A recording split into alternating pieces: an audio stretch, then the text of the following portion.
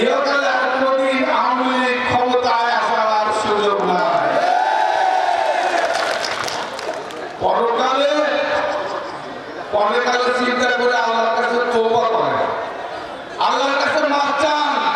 কারণ আপনাদের নেত্রী শেখ হাসিনা ও তো আল্লাহকেও মানে না, ও আল্লাহ তাআলাকে বিশ্বাস করে না।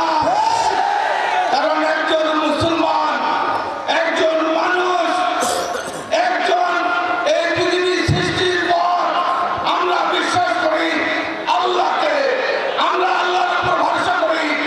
আমরা যখন বিপদে পড়ি, আমরা যখন জেলে যাই, আমরা যখন অসুস্থ হয়ে যাই, আমরা যখন বিপদগ্রস্ত হই, আল্লাহর কাছে হাত তুলে দোয়া করি, আল্লাহ তুমি আমাকে মাফ করে দাও।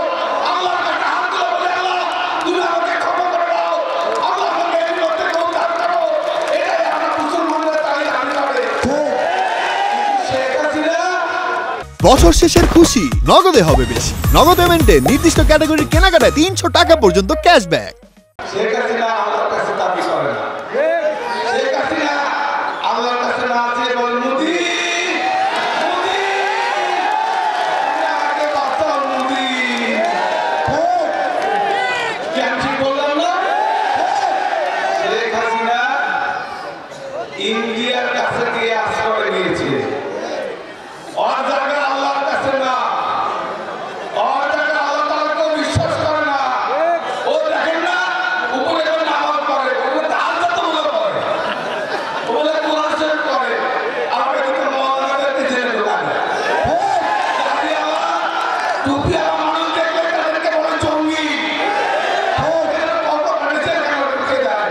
তাই আমি মনে করি শেখ হাসিনার প্রভু হচ্ছে ভারত, শেখ হাসিনার প্রভু হচ্ছে আওয়ামী লীগ, ভারতের প্রধানমন্ত্রী মোদি।